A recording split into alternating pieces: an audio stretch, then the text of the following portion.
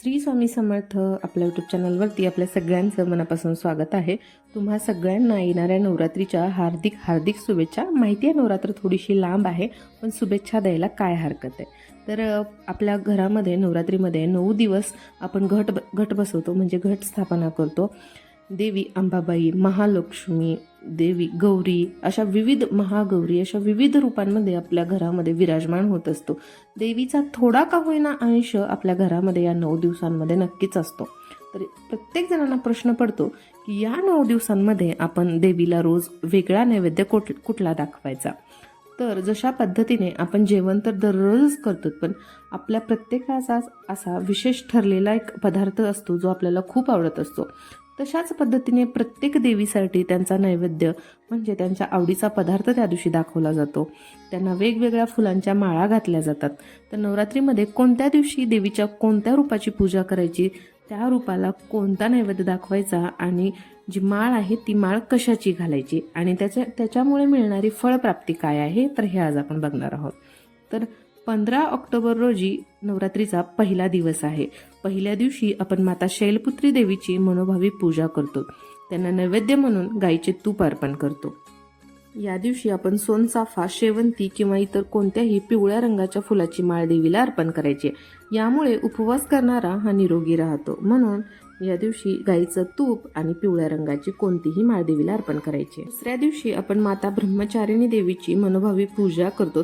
त्यांना नैवेद्य म्हणून साखर अर्पण करायचे, म्हणजे साखरेचा नैवेद्य दाखवायचे।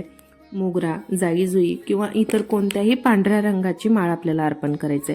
यामुळे उपवास करणाऱ्याचं आयुष्य वाढतं। दुसऱ्या दिवशी आपण माता चंद्रघंटा देवीची मनोभावी पूजा करणार आहे। त्यांना दूध किंवा दुधापासून इतर कोणतेही बनलेले पदार्थ अर्पण करायचे।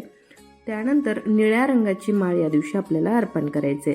त्यामध्ये तुम्ही गोकर्णाच्या फुलाचा आवर्जून समावेश करू शकता। असं केल्यामुळे उपवास करणाऱ्याची जी दुःखातून मुक्तता होते, म्हणजे त्याची दुःख मुक्ती होते।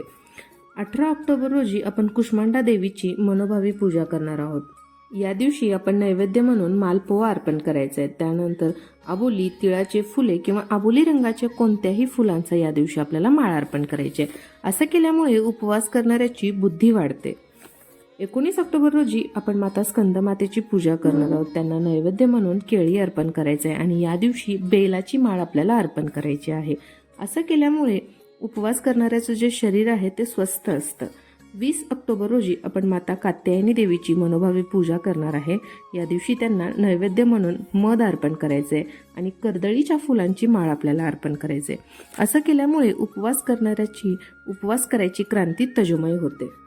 आपण 21 ऑक्टोबर रोजी आपण माता कात्यायनीची पूजा करणार आहोत। यांना नैवेद्य म्हणून गूळ अर्पण करायचे आणि झेंडूची माळ या दिवशी आपल्याला अर्पण करायचे। असं केल्यामुळे उपवास करणाऱ्याचे जे संकट असतात ते सगळे दूर होतात। 22 ऑक्टोबर रोजी महागौरीची आपल्याला पूजा करायचे। त्यांना नैवेद्य म्हणून नारळ अर्पण करायचे। या दिवशी कमळ किंवा जास्वंदाची माळ आपल्याला अर्पण करायचे। असं केल्यामुळे उपवास करणाऱ्याच्या मनाला शांतता लाभते। 23 ऑक्टोबर रोजी माता सिद्धिदात्रीची आपण मनोभावी सेवा करणार आहोत। यांना नैवेद्य म्हणून तीळ अर्पण करायचे आणि या दिवशी आपल्याला देवीला कुंकुमार्चना करायची आहे। असं केल्यामुळे मृत्यूचे जे भय आहे, तर अशा पद्धतीने होता आजचा आपला व्हिडिओ। यामध्ये आपल्याला समजलंच असेल की नवरात्रीचे 9 दिवस, देवीची 9 रूपे, 9 नैवेद्य आपण कोणते दाखवायचे आहेत आणि 9 माळा आपण देवीला कोणत्या अर्पण करायच्या आहेत। जर तुम्हाला व्हिडिओ आवडला तर आपल्या चॅनलला नक्की सबस्क्राईब करा। पुन्हा भेटूया अशाच एका इंटरेस्टिंग व्हिडिओमध्ये। तोपर्यंत श्री स्वामी समर्थ।